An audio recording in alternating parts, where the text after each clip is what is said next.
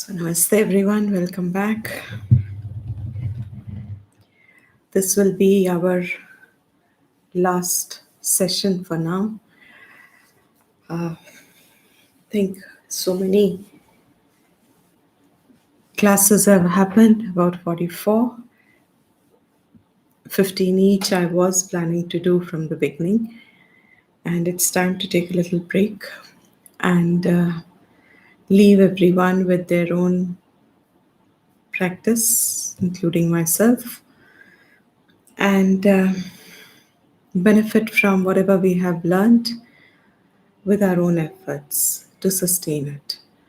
The YouTube recordings will always be there. One can fall back on them, listen to them. I will unlist them, but send you all the links also. And so, with this, I'm glad I can very confidently and comfortably conclude this by Arpanam Ishvara, because I know that our consistency and our efforts have truly benefited, even if it is to a small extent, which is the minimum. And I know it has benefited a lot more than that. Our idea is not looking at the benefit of it. Our idea is that by seeing that it is benefiting, we know we are on the right track. So we are not looking at benefit as an end. We are looking at it as an indicator. Because anything, when it is done correctly and done right, it automatically, one knows it, just as Atma is Swata Siddham and Swam Prakashaha. Sometimes that inner knowledge of knowing what we are doing as right is also there. And this has been, yes, as Anisha ji said, a wonderful journey. In the morning, of course, but even overall, these sessions have been very meaningful to me also as a person. We started this at a difficult time in one's life, and by Ishvara Anugraha, completely by Ishvara Anugraha, the state is, for now at least, looks settled down. And till again, if need be. Till then, we have used the time very, very well and learned a lot and done our best as possible under the circumstances. So, with this, we will conclude today's session after today, and let us start today. Take your comfortable positions. This one also will be exclusive expansion. One of the basic benefits, as in the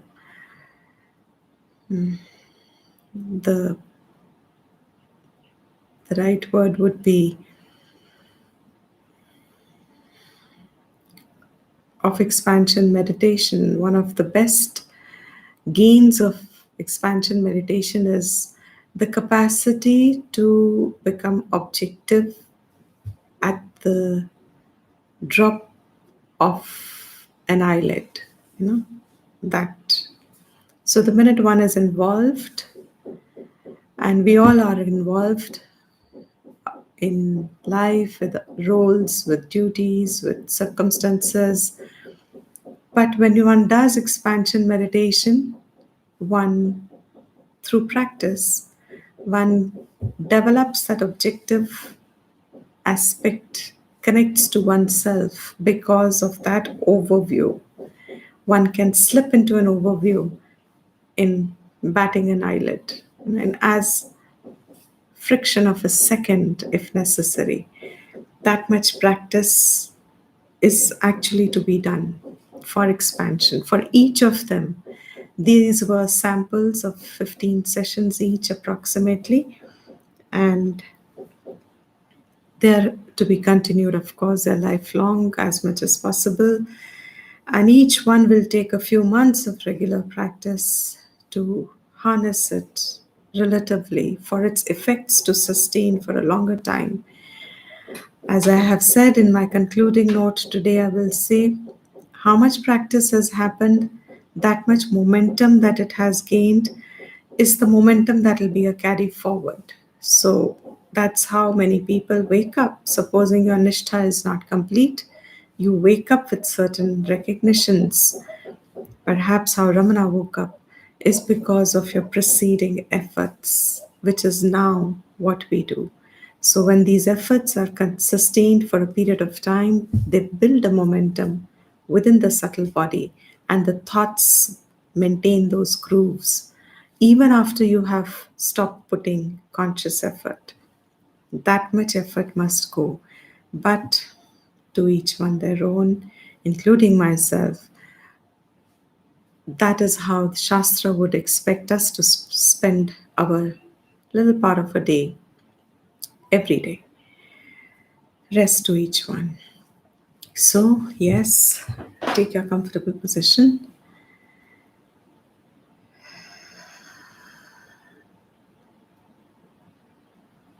Inhale from the nose, exhale from the mouth.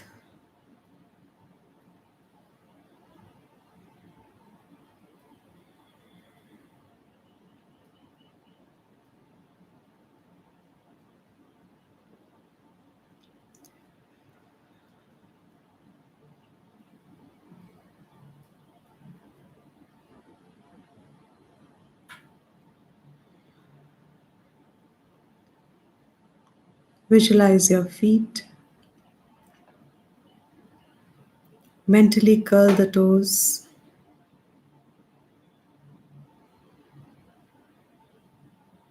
Rub the soles,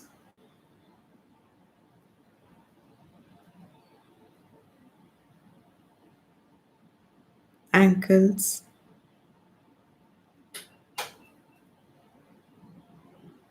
calf muscles,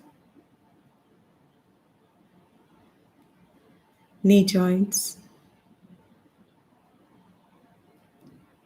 thighs, hip joints,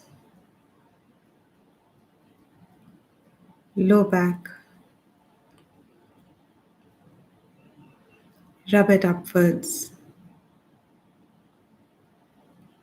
Shoulders,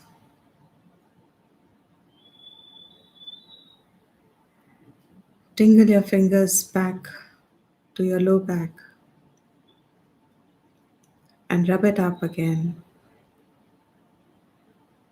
Do this a couple of times.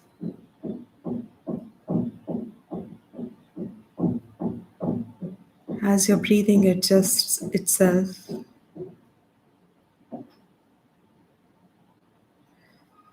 with the regularity that you have all been, it will quickly settle down.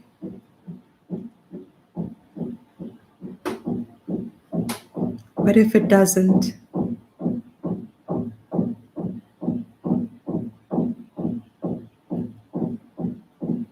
with every inhalation, tell yourself Shantoham,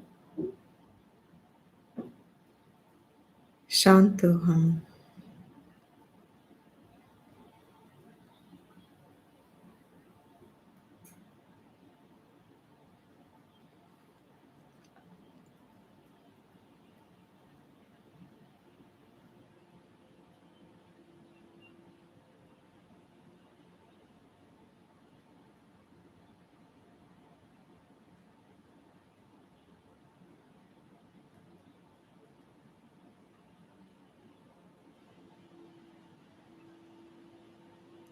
Just observe your breath for a couple of times till it has become smooth, rhythmic, deep.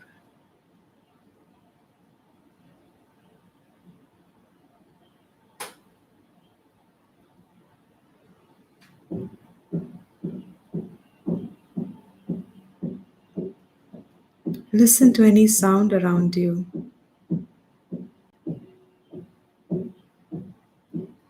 And just pay attention to your ear. Shrotradvar. the door which is open, ear. Just pay attention to your ears and how the sound enters.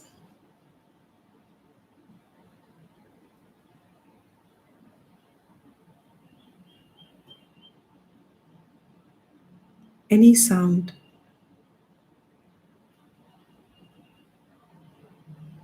preferably, of course, a natural sound.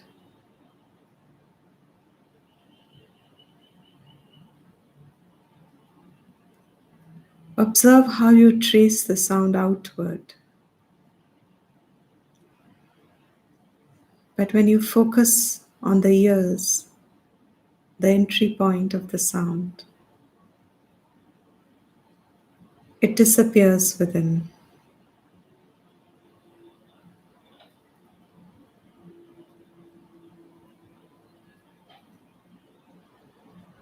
A sound seems to have a connection up to the ear, dissolves away within, triggering a thought, recognizing the sound.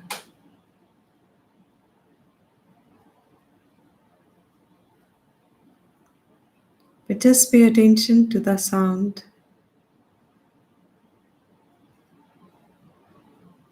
and from where it comes,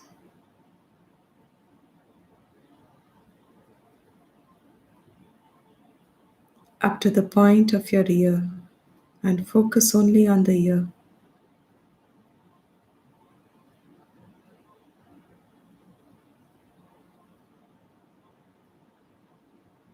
Focus on different directions of the sounds. If there are 2, 3 sounds, they as if travel on a path.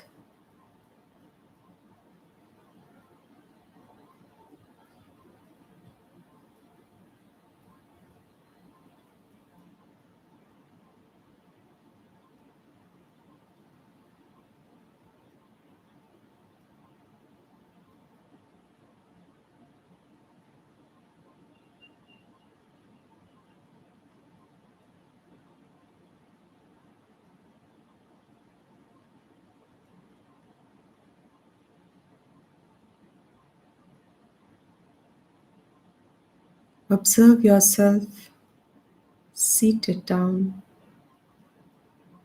hearing the sound.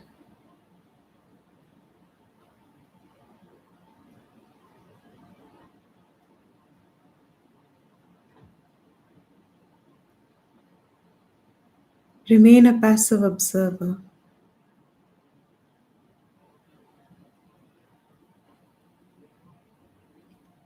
and observe if a new sound triggers a new response in you.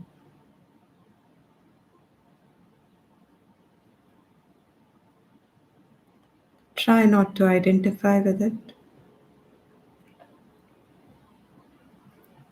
Remain neutral to the sound.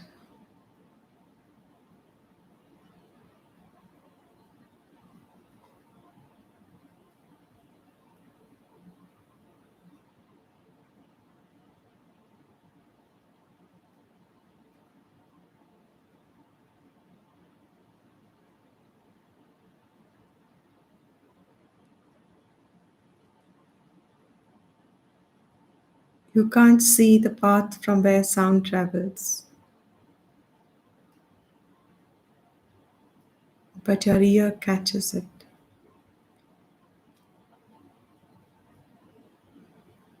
But if it is very far, you can't hear it.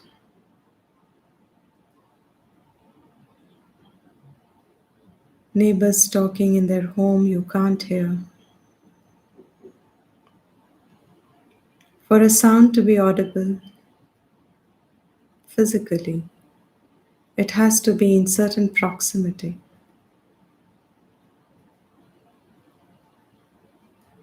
Distant sounds very loud, can be heard with a lag of time.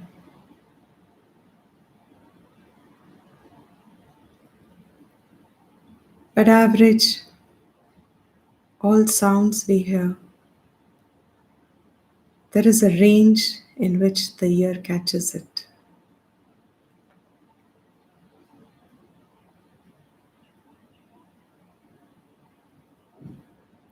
But is the capacity to hear restricted to that range?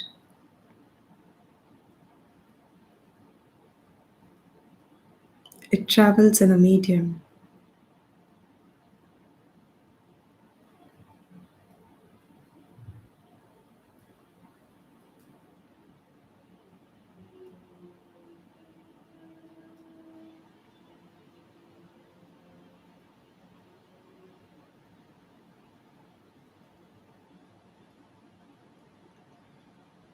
The sound that cannot be heard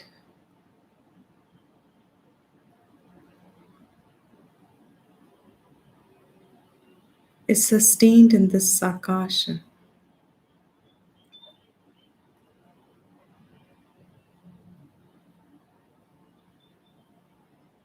Mentally look up to the skies and the Milky Way.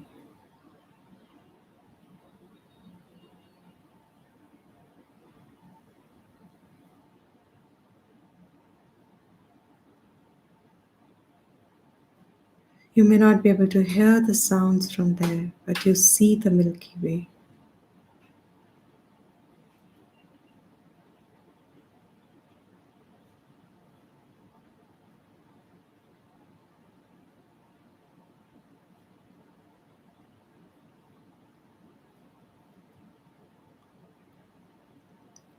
The skies, visualize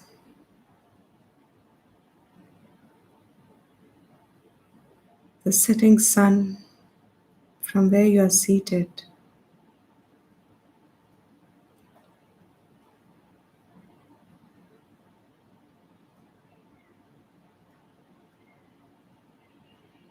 And as it sets for you as an experience,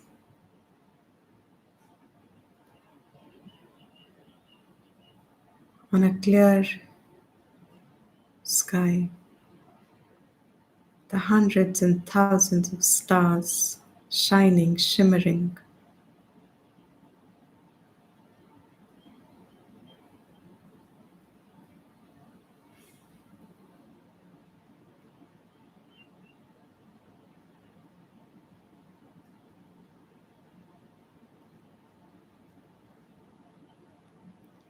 Visualize yourself seated here, looking up to the night clear sky after the sun has set, and the brilliance of millions of stars.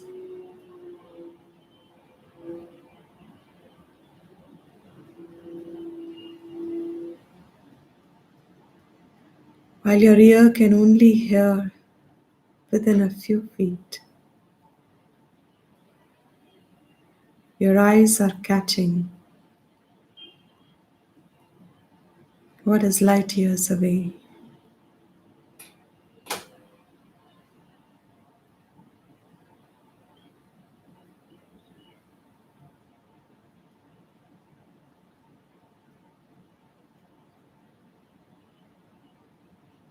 Visualize this physical perception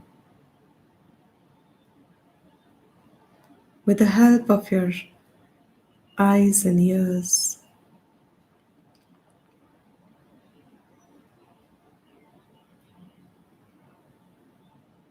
Seated where you are,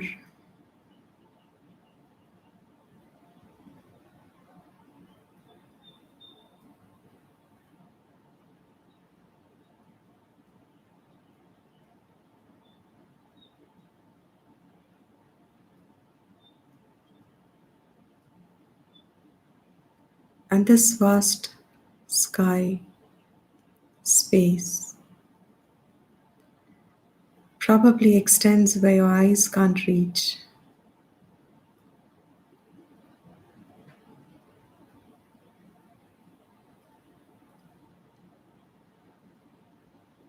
The limitation of your eyes.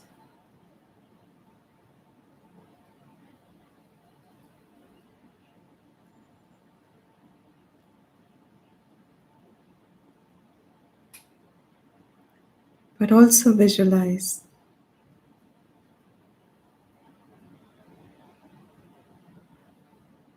where is the sky holding itself?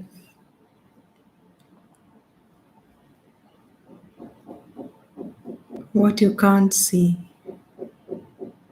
doesn't exist for you, but what you can see,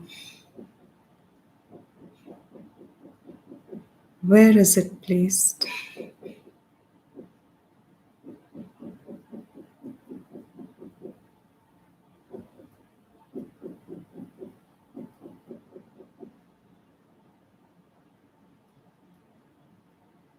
Any sounds around you,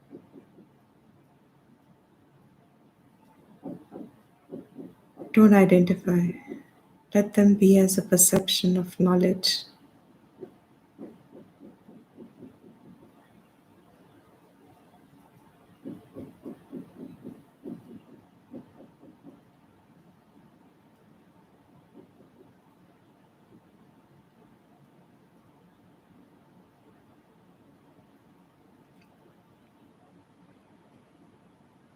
Yourself seeing the sky,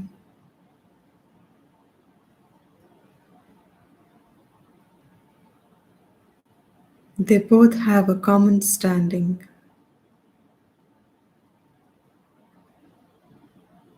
Know that standing must be more pervasive than skies,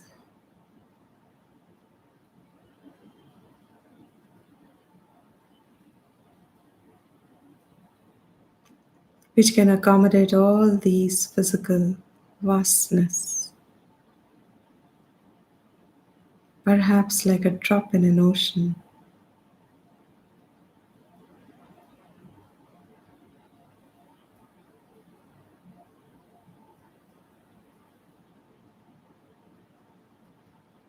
That is Virat Purush,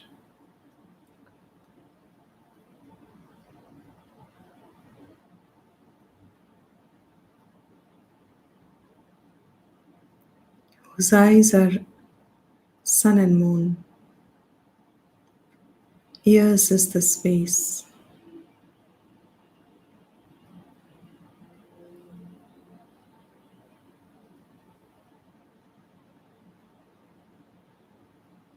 rivers are the veins, earth is the feet.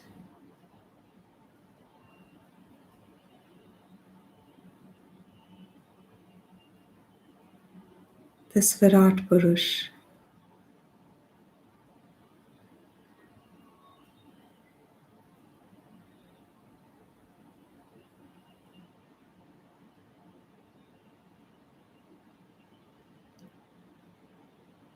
cannot be conceived physically, seen,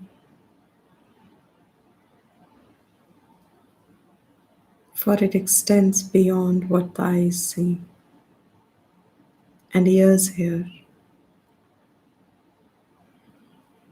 and nose smells and tongue tastes and skin touches.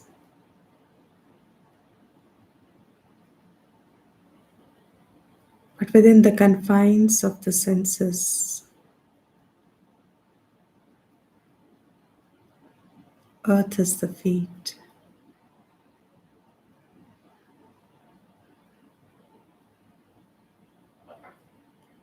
eyes are the sun and moon,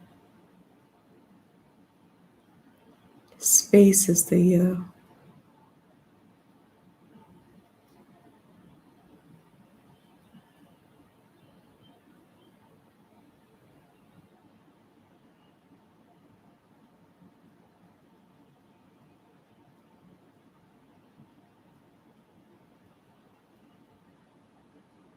enlivens everything and beyond.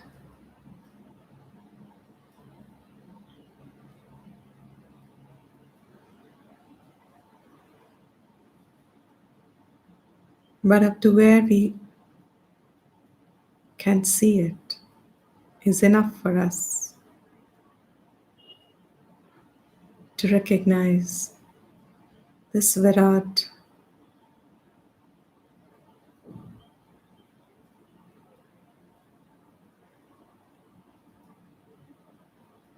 Purusha is the physical form of this universe, and all the beings here are its own parts.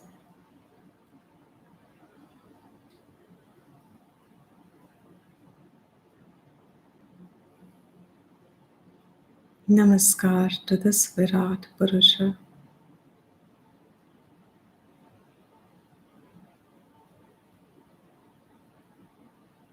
under whom this little intellect of ours has this little knowledge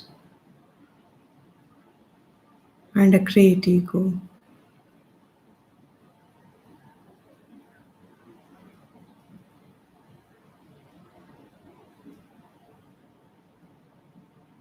Due to avidya, we seek its destruction.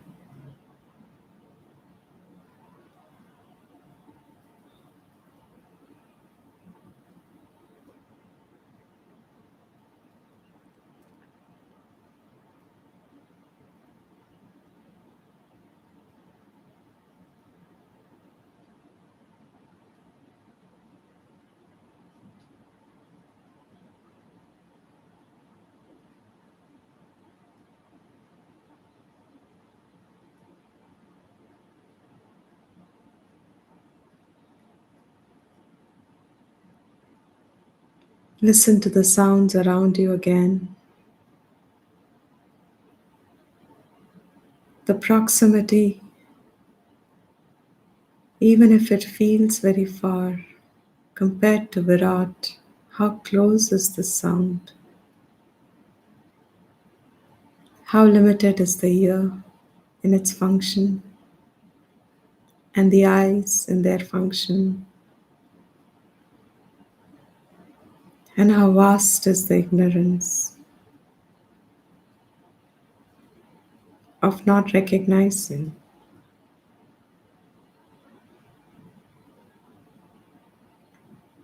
the very source of life.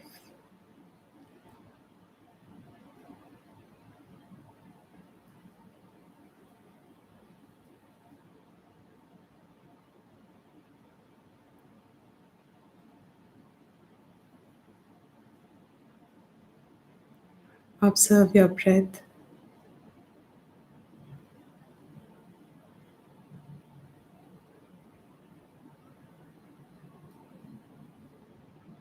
And to Surya Bhagwan once again, Namaskar.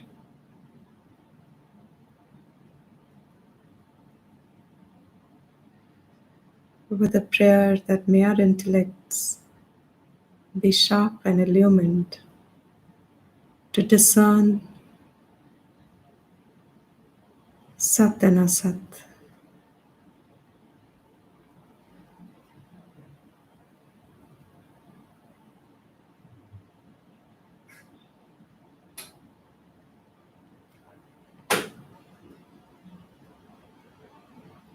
I will conclude with chanting Om once.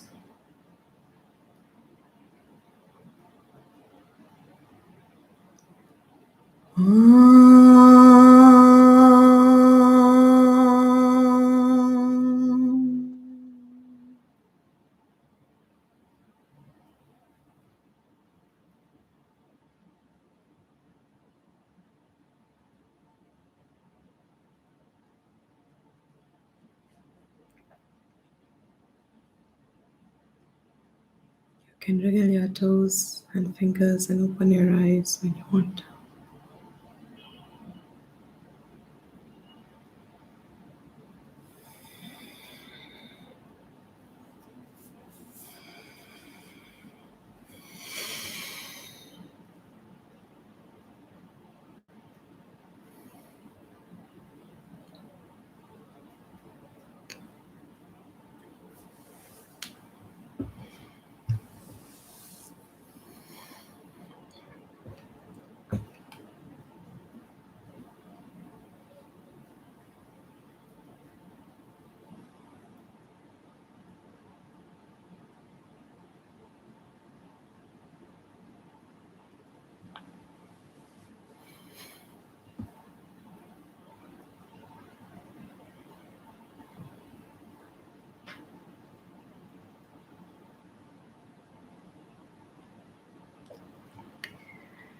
Thank you, everyone.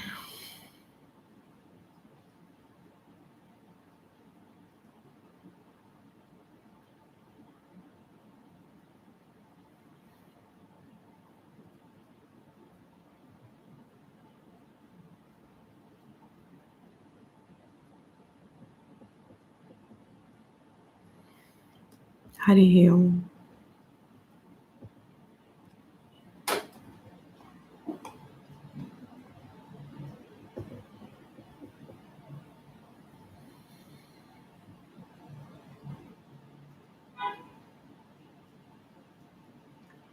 Thank you. Thank you, Niru.